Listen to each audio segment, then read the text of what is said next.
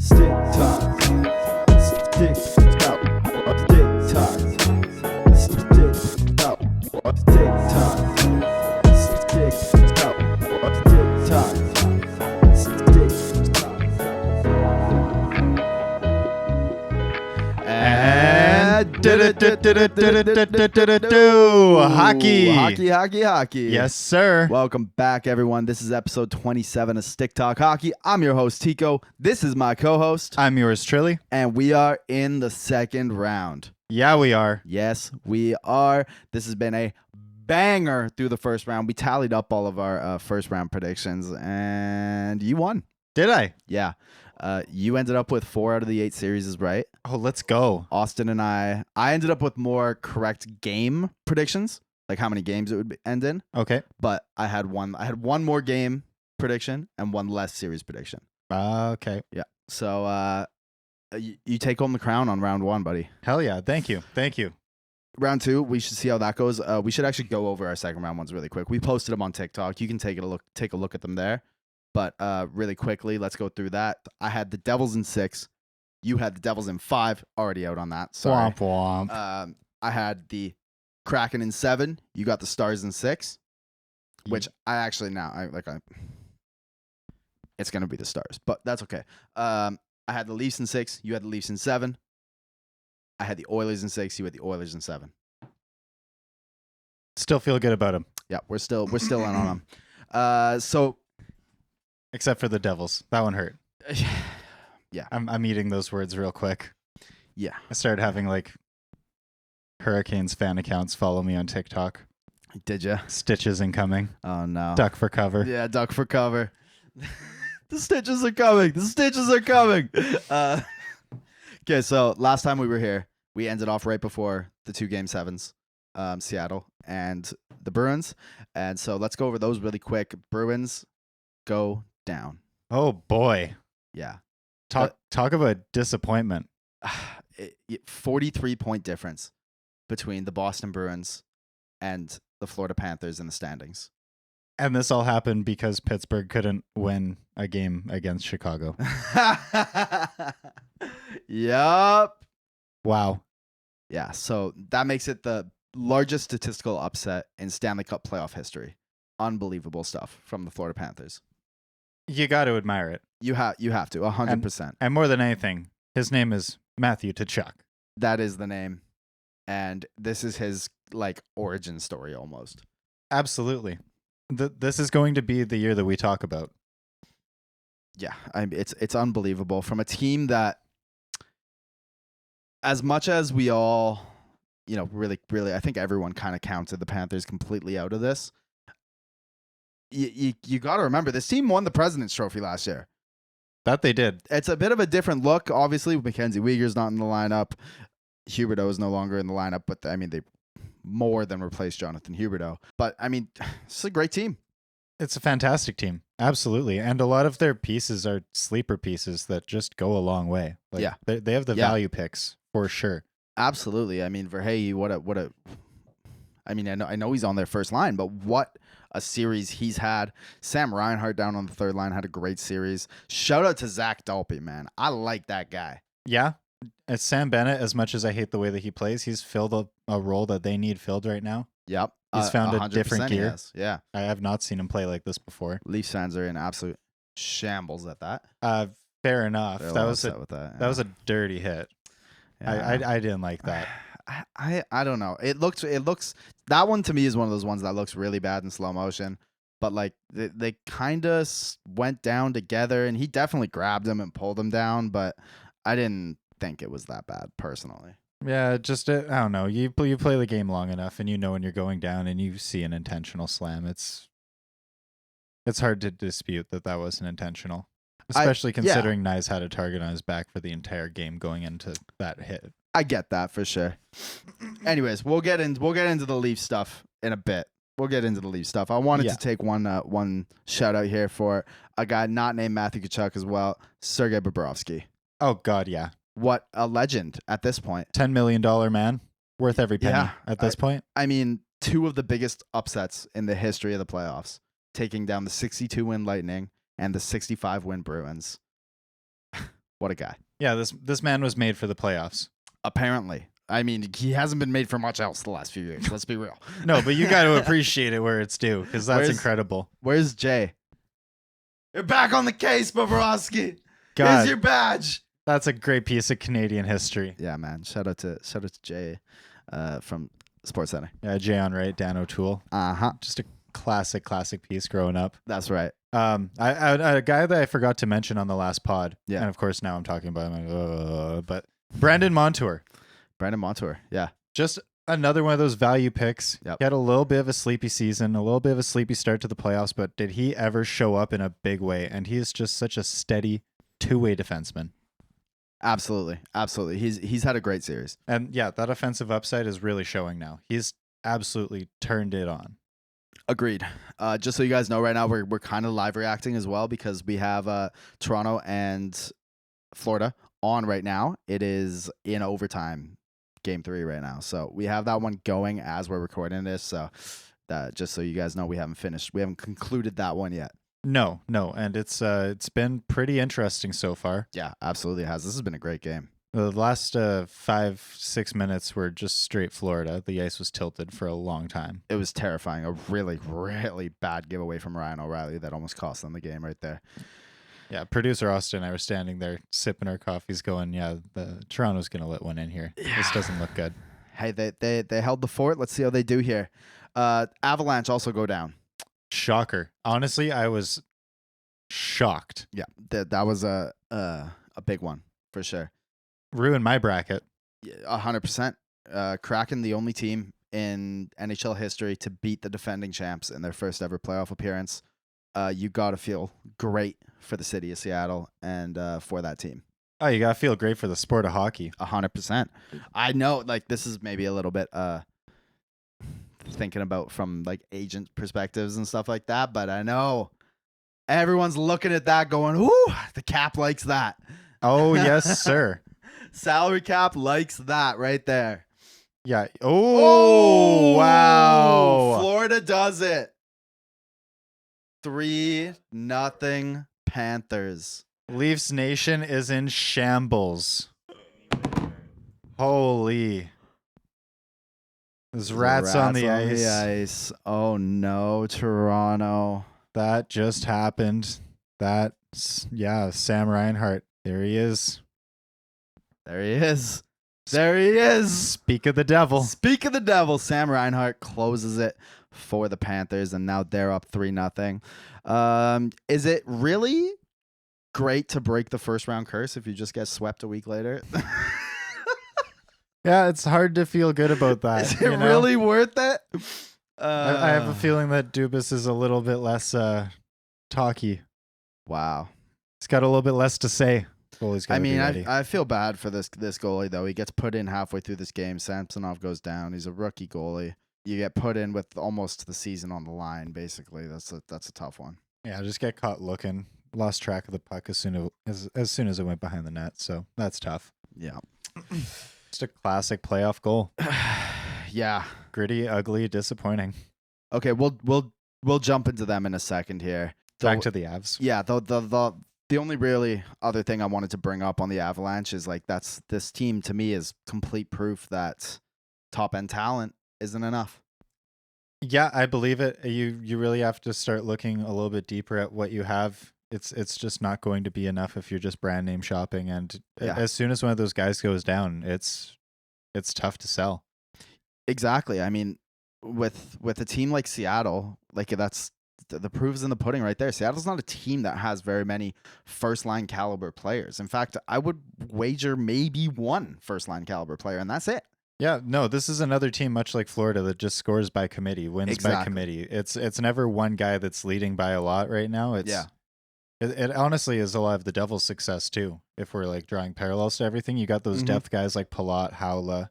Yeah, like we'll get to them later, but all these guys that are more depth pieces. Yeah, Seattle, their entire team is basically second liners. Absolutely, like first, second, third, fourth. So I mean, once those top guys are off the ice, whenever you're playing against another team, like third, fourth lines are getting eaten alive by the Kraken because they just roll it at you over and over and over and over and over again. There's no breaks. Oh yeah, you can get caught in that spin cycle super fast. Yeah. We saw it with the Avs. That third line could not keep up. Exactly. They did not have the speed. Yeah. And yeah, like you take away Landeskog, you take away Nichushkin, and all of a sudden you're in a lot of trouble. Yeah. Yep. So now they're on to Dallas, and let's go into that one first because we might as well segue it. And then that goes into Dallas, and I saw pretty much the same thing in Game 1 of how Seattle's going to beat the Dallas Stars, right? The same thing, just roll it out after shift after shift after shift, the same thing repetitively, right? Yeah. It doesn't matter if someone scores 4 goals. Exactly. If you're scoring by committee, right. So I thought in Game 1, we really saw the makings of how Seattle was going to win that series if they were going to, but then Dallas really turns it on in Game 2. Yeah, Dallas showed everyone what they were made of. Yeah. They had a little bit of a shaky start with having a guy who got dropped on his head be their only offense. What a comeback. Let's touch on that. What a story. I love it. Joe Pavelski, oldest player ever to have a 4-goal game in the playoffs. Just an unbelievable bounce back and such an unpredictable, unlikely, amazing story from a guy who's been prone to those types of stories his entire career. Absolutely. We were talking about all of the similarities to this injury just from 2 years prior and another 3 years prior. This is from a guy who was a 7th round pick. Always was just not enough of something. Yeah, exactly. Always been counted out. Always been a story no one thought can happen. And he's still doing it at 38 years old. Yeah, and God is he good. And he's committed. He's still putting in the work to this day. He's still one of the last guys out on the ice. He's still out there tipping pucks nonstop. Yeah. He knows what he's good at, and he refuses to get bad at it. Exactly. So, I mean, there's a part of me that is now becoming a Dallas Stars fan. For this run, I'm a little bit on the bandwagon, which is tough because I'm on the Kraken bandwagon. I love the Kraken right now, but you look at Pavelski's a guy. At this point, I want to see him win now. Ottinger, man, what a goalie! I want to see him win. Yep. Yeah, absolutely. They have a lot of guys on that team that you have to like, but I just cannot cheer for Jamie Benn. I know. I refuse. He's the thorn in this team. Victoria local, but I refuse. Victoria boy. Absolutely refuse. Yeah, guys. Yeah, I agree with that. So yeah, let's move on from that one. That's a banger series, start to finish. Watch that series. Yeah, definitely tune in. It's gonna be. I honestly think that the Kraken are gonna make this go the length. I think this one's gonna go the distance. Yeah. I would not be surprised if it did go 7. I just followed my brain on this one. I said the Stars were gonna wrap it quick, but I could see it going 7 for sure. I'm still riding with my Kraken in 7 take just because. Hey, shout out Seattle, what a story. But I won't be mad if Dallas pulls through. For sure. Okay. You got the jersey on. You got the hat on. It's been a big day to be a Devils fan. It's been a great day to be a Devils fan. Let's talk about the Devils. Yeah, it has. Oh my God, what a game. Woo! Well, actually, it was a shaky day to be a Devils fan as well. I can tell you I've never been less confident with 7 goals on the board. Understandable. Wait. Let's take it back first. Let's take it back, okay? Let's rewind. Let's go away from the high of today and even away from the lows of this week. And let's get to Game 7 first. What a game. What a game that was. Those guys came out to play. That Devils team, that looked like a Devils team that could make a run. Absolutely. That was the game I was talking about that I knew they possessed, but just weren't willing to tap into yet. Yeah. You saw it on full form. Everyone was throwing those hits. They were doing the classic chip in. They were taking the body in the low end. They were cycling it around to the top. They weren't doing anything fancy. It was just phenomenal plays through and through. Yep. They overwhelmed the Rangers. They had nowhere to go. They started playing West-East hockey almost immediately. Yeah. Which is, I mean, that's the Rangers' bag. And they choked it because they blow. And I will never, ever pick that team again. Lafreniere, laugh out loud, 0 points. Yeah, let's talk about it, Rangers fans. What were you saying about my boy Jackie? What were you saying about Nico? Yeah. I don't hear it anymore. What was that? 2 points for Kako too? What? Yup. Oh my! I had a Rangers fan come up to me in the mall today and just like straight up be like, "Oh, I wish that we got Jack Hughes over Kako." I bet you do, pal. Yeah, I bet. I bet you do. Oh, how the times have changed. Yep. I'm over that team. I'm over it. And now they got rid of Gallant, which Not his fault. I disagree with that, actually. Really? I do think I wouldn't say it's entirely his fault, but I think there's certainly some blame to go around for the adjustments or lack of adjustments made in the games that they lost. I would say, yeah. My only complaint about it was the lack of adjustments. It was very clear that they just kept going in with the same game plan and just tweaking the lines slightly. Even when it clearly was not working. Yeah, it wasn't conducive to success and they just kept trying the same thing. So I totally get that there.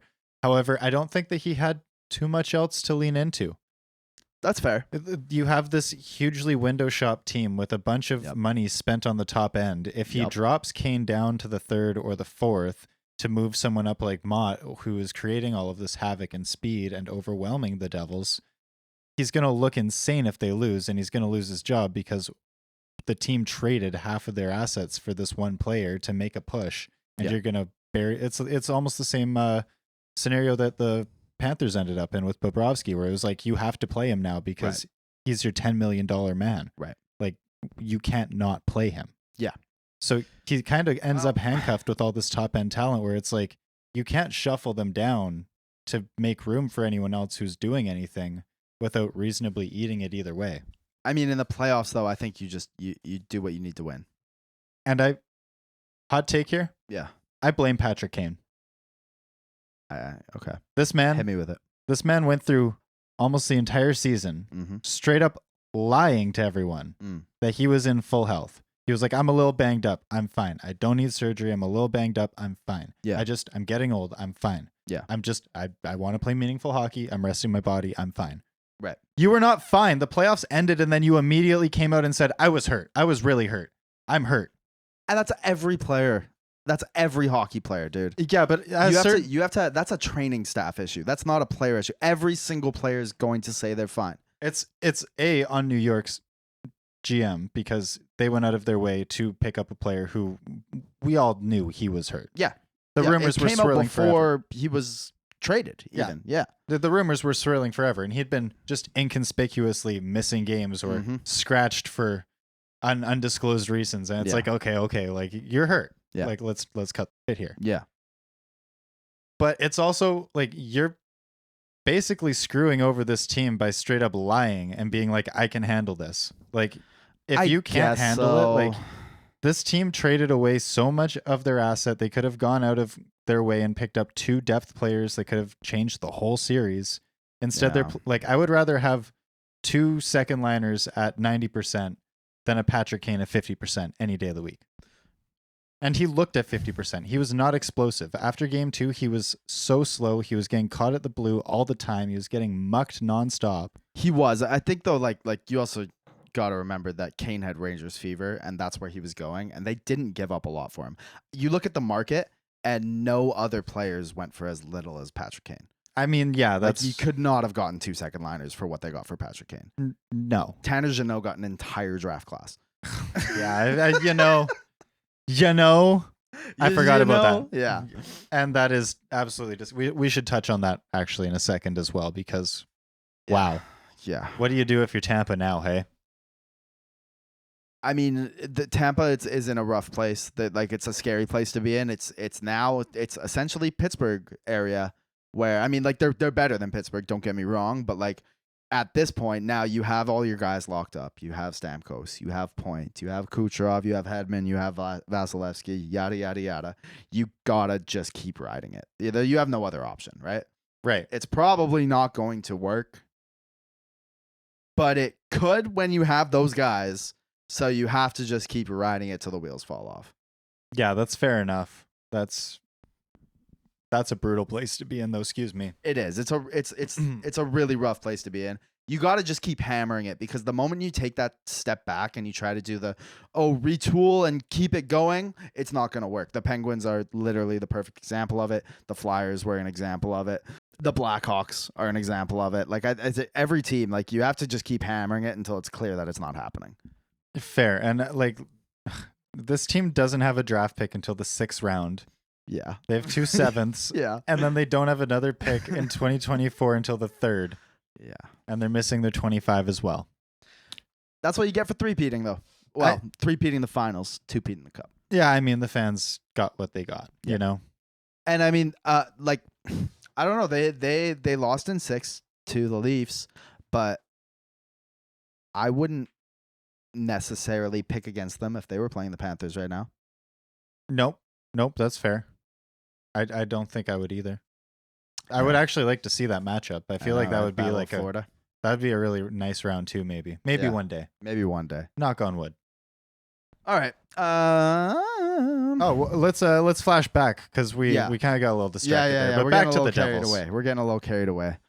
Well, we got to get in now to the second round. Yeah, but here we are, second round after Game 7, and the boys fell flat again. Did they ever? They came out so flat, dude. It's a team that can't find their identity sometimes, and it's so confusing. Yeah, there's an identity thing. You wonder if there's like a pressure thing where, you know, the young group, when the pressure's high, they don't get it right away. Yeah, I think it takes them a second to really digest the situation and be able to find themselves in it. They did not look like the Devils that I watched all season at all. No. Game 1 or 2. They looked lost and overwhelmed. And when they went head to head against Carolina, they were good games. They were very even, but they looked outplanned. They looked outcoached. They looked outhearted. They looked outbattled. It was tough. Yeah. It was a tough sit. It really was. And I mean, but now tonight, I mean, wow. Chaos. Absolutely chaotic game. 3 shorthanded goals against, dude. Yeah, the most nervous I've ever been with 7 goals on the board. Yeah, it's like, dude, no doubt. This is getting out of hand now. Like, we got to calm this down, boys. You put up 8, though. What a performance. Incredible. Yeah. And Ryan Graves drops out of the lineup, gets hurt in Game 2. Like I said, the Devils got steamrolled the entire game. Everyone was getting thrown around. Ryan Graves, he's like 6'3", and he was just eating it.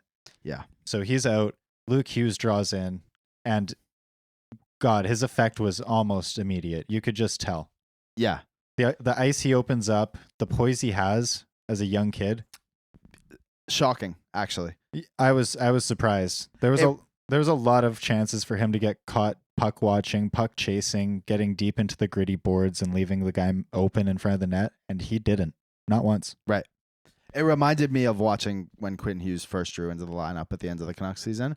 I was like, wow, this kid looks way too calm for just getting here, you know? Yep. Yeah, and just making like the smart play, even if it's not the first play you would even think of. Like the first play you'd think of is a chip and chase off the boards with everyone crunching in. Yep. Instead, just takes an extra second, swivels around, throws it across the ice, opens up, and the Devils score off it too. Yeah, it's awesome. Do you think so? Now, do you think they keep him in? I think you have to. Yeah. I think if you find something that works, like this team is so young and they do have different ways to play. Yeah. Brendan Smith drew in today and he looked all right. Mm-hmm. Damon Severson had a rough game, I'm going to say, even though he scored a goal. I did not like what I saw from him. Yeah. So I think that there's definitely viable options to sit out if Ryan Graves draws back in. And I think the mobility that Luke Hughes offers is just, it's too much to pass up right now. Yeah. Like he got burnt a little bit, but if you take him back to the film room today, sit him down, show him what was wrong, like he wasn't getting overwhelmed in his own zone. Right. It was always just the bad play at the blue. Right. On the power play when he's got 3 Carolina players around him, instead of trying to throw it across the ice to Dougie Hamilton, who should have been playing closer anyways. I don't know why he was so far back on that blue. You should just play it down the wall and live to fight another day. Right. I like that's just as simple as it gets. And it's just one of those, trying to do too much, trying to prove yourself a little too much, just instead of making the play that's good for the team. Right.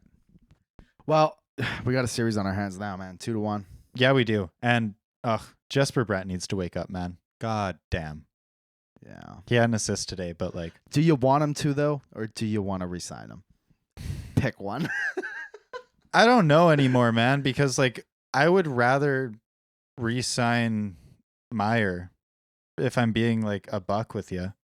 I would rather. Oh, I'd rather have Meyer for sure. I'd rather let that money walk or Yeah. trade the rights at the deadline. Yeah, he's RFA still. Right? So like it just makes sense for like you could budget that out. Yeah. And Meyer is That's just so much more of an impactful player. He's only had one goal in the playoffs. He's been pretty much silent, but he has not been silent on the ice. If you watch the game, Right. he's there every play. He's impacting every single play. Yeah. Like he isn't even playing like he got mowed over by Trouba in Game 7 right now. He was throwing hits, blocking shots. Yeah. He's got the bubble on. He's looking beautiful. Yeah. Yeah, that's one to keep an eye on. And the other one that is like they're all must watches at this point, but Vegas and Edmonton. Wow. Barn burners. Man, oh man, these teams are flying right now. Like we were talking about a weapons race in the East, but like I don't know, man. I now watching these playoffs, I think people really slept on the West, myself included. I think so as well, because every time I look over, I'm astonished at what I'm seeing. Dude, these teams that are left in the West are nasty. Vegas is nasty. Their D group is ridiculous still. The goaltending has been fine, but I mean, it's not the top tier by any means. But really, on that note, the only team with a real great starting goalie left is Dallas. Yep, absolutely. And I think, oddly enough, as much as I hate it, these playoffs are showing you the value of having two really good goalies instead of just one all-star.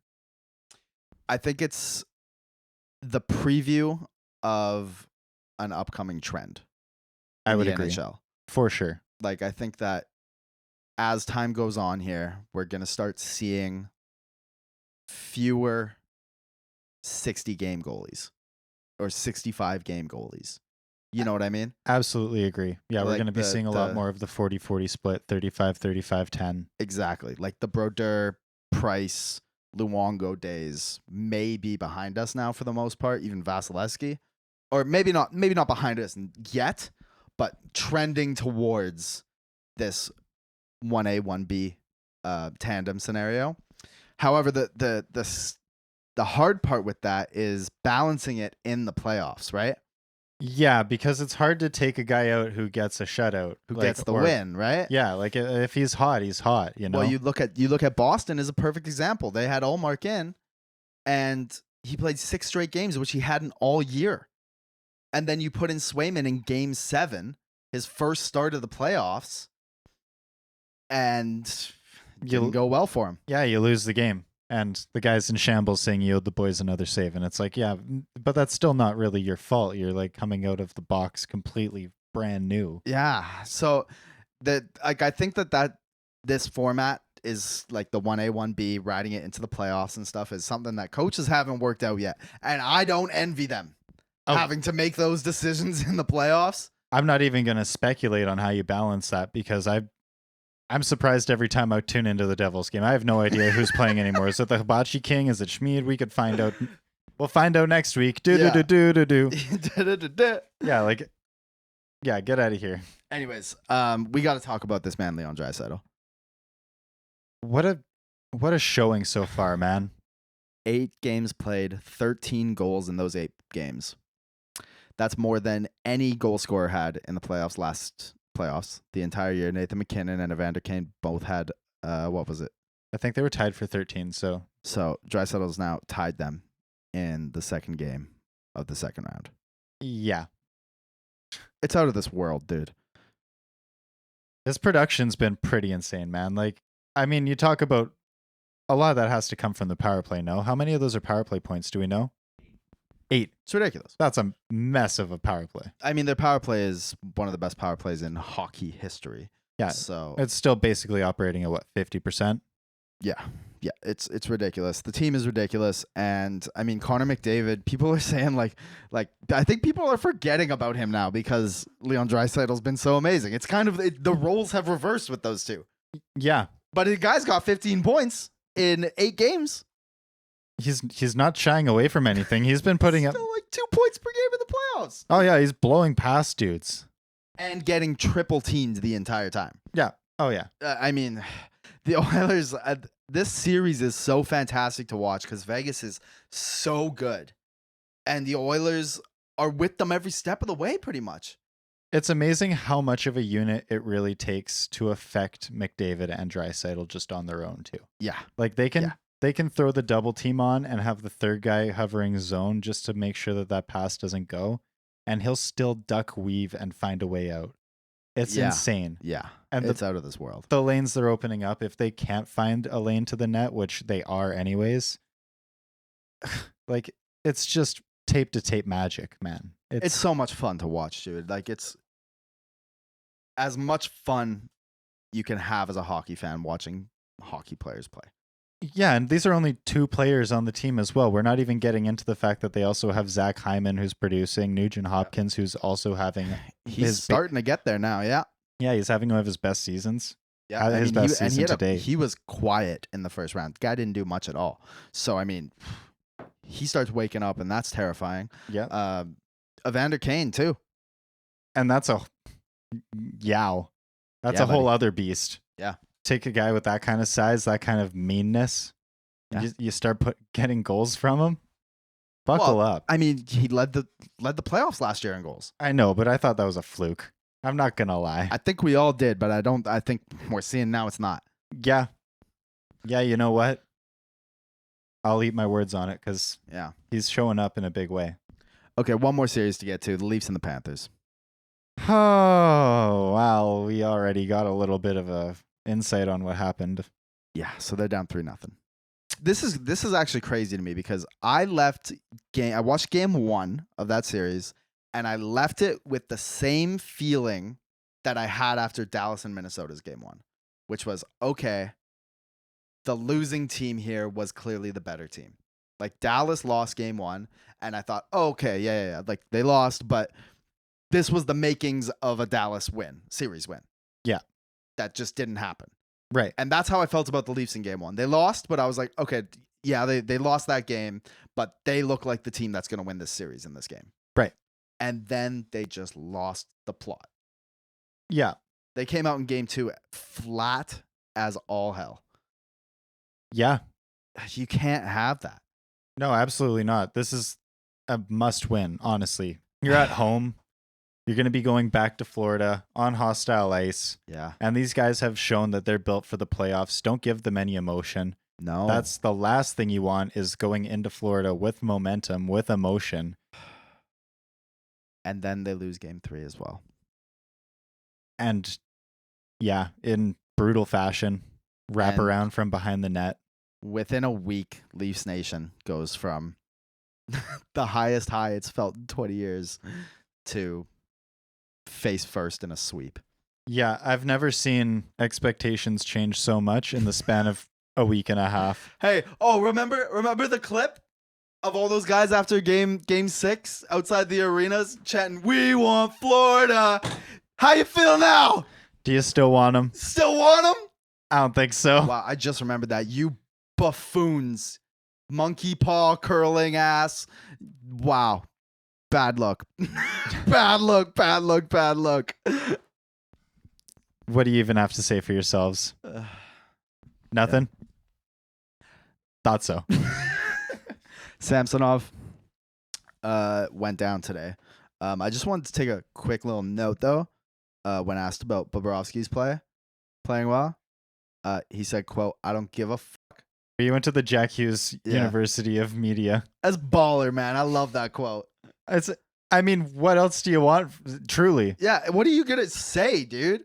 What a bozo that asked about that question. Yeah, I play my own game at the other end of the ice. Yeah. I stop pucks. Like, hey, man, I hated that question, and I love that answer. Samsonov, that's a baller answer, buddy. Yeah, good job.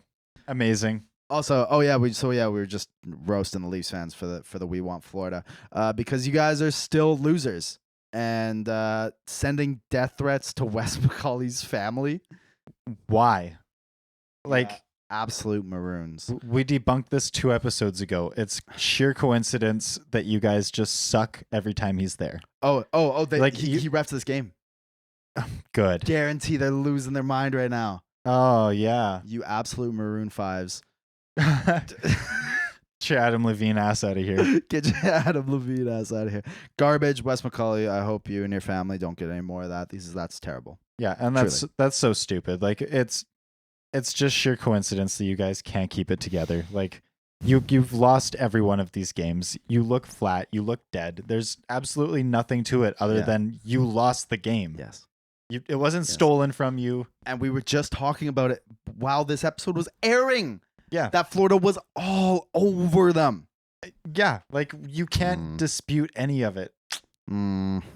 If you took a call, you probably took a call because you were overwhelmed, and you were overwhelmed because you either didn't prepare enough or you over prepared, and now you're tired and dead. Like, yeah. Can't find the balance. Producer Austin has the live tweets coming in right now, and yeah, some of them are already blaming him. I can't believe Wes McCauley would do this. We're lynching Wes McCauley on Instagram Live right now. Tune in for some insane violence. You guys are fucking insane. I love this deserve to win meter, by the way. Yeah, the deserve to win meter. Cracks me up. Once again, the Leafs are on the wrong side of, just so you know. Bum, bum, ba, bow. Wes McCauley. Blame him. Okay, so yeah, we outside of the playoffs, we did have some news this week. Exciting news. The power struggle in Calgary has come to a conclusion. With everyone quitting. With everyone gone out the door. Yeah, one guy quit. The other guy who he quit about got fired. So now you're like, all right. You know what? We heard that there was definitely a bit of a power struggle there between the GM and the coach. And the GM not wanting the coach anymore. And ownership saying, you guys got to get along, deal with it. So the GM goes, and from what we've heard, this is not like reporting, but from the reporters, hearsay. Yeah, allegedly. It seems that they took a bit of a poll from everyone in the organization. The trainers, the players, the agents, everyone, and it came down to, it looks like Sutter's got to go. Yeah, and I've heard that there was a whole lot of trade requests that were rescinded after he was fired almost immediately. So, fire sale in Calgary. Yep, complete overhaul. Clearly lost the room. Players, it seems like they just hated coming to the rink. And I mean, how can you expect your top guys to perform if they just don't even want to play? 100%, dude. I mean, you look at... I feel for Hubie. This guy comes from Florida. You win the President's Trophy. You're living in Florida. You have to sell your supercars, all of them. Now you're driving like a Land Rover. And now you have to deal with the snow. Getting yelled at in negative 40-degree weather by a farmer. Yeah, by a guy who fed 200 cows before he came to the rink, and he goes to bed at 6 p.m. every day. Oh, God, Calgary. Still can't stand you, so it makes me happy to see it all falling apart. Do you think they take on Boudreaux? I don't think they do because he's going to cost too much, and they still have to pay Daryl Sutter for a while, but I would love to see them do it because I think it would work for them. Actually, I'd hate to see them do it because it would work for them. Is that how that works? The Flames. But yeah, it would work for them, I think. I think it would also just fold so nicely into them again becoming the Calgary Canucks. Because what do they got now? They got Chris Tanev, ex-Canuck, Tyler Toffoli, ex-Canuck, Jacob Markstrom, ex-Canuck, Dinger, Troy Stetcher, ex-Canuck. Yep. Yeah, that's still quite a few. That's a whole lot of people just hopping a border. Yeah.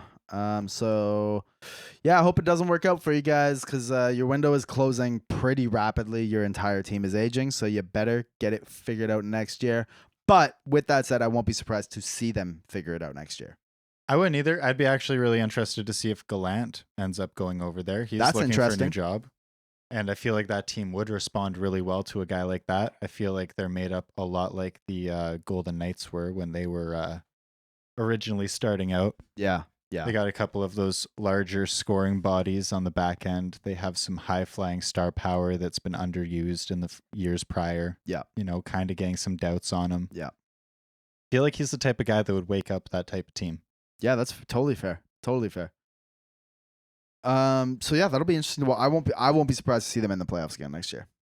Seriously, I would be banking on a bounce back season from Jonathan Huberdeau. Absolutely. Yeah. I don't see it any other way. Yeah. Yeah. And that's a big one. Like that's a guy who had 115 points a season ago. That's a big time gamer. Yeah. He's not just dropping off the face of the earth. No. And last up, we have the Dogg. Oh. Snoop Doggy Dogg. Yes, sir. This man has put in a bid for the Ottawa Senators. He has joined a group that is bidding on the Senators. Exactly. Yes. Yeah. So I think this is really cool. We're getting a bit of a bidding war between celebrities for an NHL team right now. It's awesome. I love it. It's awesome. I love it. Ryan Reynolds, Snoop Dogg going at it head to head with their groups and the big money coming behind them. Snoop Dogg is for the hockey culture. Oh, absolutely. I love some of the comments that he made this week. As far as him saying that there just needs to be more work done at a grassroots level in the States so that kids that look like him have the opportunity to play this fantastic game, because so few people even know about it or know about the possibilities and the potential that they can even play it. Yep. So he's looking at a bunch of different ways with a bunch of different organizations on how to start creating all of these grassroots opportunities for all of these kids. And I think that's awesome. I think that's so cool. It's fantastic. It's great for the game. It's great for the communities. And shout out to Snoop Dogg for it, because that man's been riding hockey for a very long time. Absolutely. He was a guest commentator in what, like 2014? NHL. On the NHL game? Yeah. Yeah, it was fantastic. He's done it on some actual broadcasts as well. He's been repping the LA Kings since the 90s. Shout out to Snoop Dogg for that. And he had a pretty good quote about Connor McDavid, huh? Oh, yeah. You know, I love it. Yeah. It reinforced everything that we'd been complaining about all season. I was like, Exactly. thank God. When talking about the NHL, Snoop Dogg said, the NHL doesn't know how to market. Like, McDavid is the best athlete in the world, but you talk to most folks in the U.S., and they have no clue who the he is. Bars. Tell him about it. You're goddamn right, Snoop. Yeah. McDavid is probably the best athlete in the world, and nobody knows. How is he not in the same conversation as LeBron James? He's got a lot of years to touch LeBron James. But he should be up there. Should he not? He's the GOAT in the sport right now. Like, the lack of ability. I even said that they should market themselves like the WWE. The storylines are there. What are you doing? Yeah, I know. Like, we don't have to do that much legwork here to end up with some brilliant media. It's just that everyone's so nose in the air, stuck in tradition. Yeah. So shout out to the DOWG. I do actually hope that he gets this team, because that would be amazing for the game. It would be incredible. A lot of what's happening in hockey culture right now reminds me of the kind of change we saw in golf culture a few years ago, when we started seeing street shoes being allowed in as long as they were spiked, and you started seeing the Jordan 1 showing up on tour. You started seeing all of the dunks, all the lows. Now there's like a whole different plethora of golfing attire where, as long as it's collared and tailored to a degree, you have so much more ability to express yourself and your walk of life. Right. And I feel like this is exactly what the NHL needs right now, is just so much more individuality being cherished and appreciated. It's a great point. And great point. We need less policing of players and how they want to be. Shout out to Snoop. Gotta love it. Absolutely backing us up. We're yelling at the Chell. Again, do better. Frame these players better. Yeah. Get them better endorsements. Let them have fun. Absolutely. Make the All-Star game worth attending, please. Absolutely. Oh, God, yeah. Like, I don't know how, just do it. Yep. We pitched a million ideas, but no one watched the episode. You know why? Because the All-Star game sucks and it draws no attention. That's right. It's completely correct. It's crazy. All right, that's all we got for this week. We're going to get back next week with so much more going on from the playoffs. Right now, we're going to go watch this Dallas and Seattle game. That's on right now. Leafs are in a hole. Devils are climbing out of it. Oilers and the Knights. Watch that one. It's going to be a great week. Yeah, I'm excited. I'm excited to get back here in a week and talk about hockey a whole lot more. Really quick, I was at the Vipers game this week. Yeah. We're going to be doing some interviews with some of those players coming up on Wednesday. I should be getting a short list from the coach, Paul Smith, on a couple players that are looking forward to talking with us. Nice. Sharing some stories. They awesome. had a hard-fought game against the Victoria Sheep. They lost 2-1. They had the lead for the majority of the first. It was all Vipers all the way through the first. It was actually really impressive. Yeah. Started getting under the skin of these 20, 25-year-old guys. Nice. It was pretty epic to see. Nice. And they just didn't capitalize quite enough. They had a little bit of a tough time finding the back of the net as much as they were generating some quality opportunities. So I think, and given that this is an A-Div team and these kids are playing in C, yeah, I think they're gonna go for a deep run in the provincials here if they can lock up that spot. Yeah. They're looking really, really good right now. It's really exciting, man. We're really excited to keep watching these kids. Yeah. So tune in. Make sure that you drop in next week. We're gonna have some fun little interviews. Look into what will be the provincial picture coming up. Yep. And a whole lot more on the Chell. That's right. So thanks again, guys. Make sure you drop a rating on your podcast app. And if you're watching this on YouTube, subscribe, please. We appreciate it very much. Have a great week, y'all. Keep your head up. Keep your head up. Boom. Stick talk. Stick talk. Stick talk. Stick talk. Stick talk. Stick talk. Stick talk.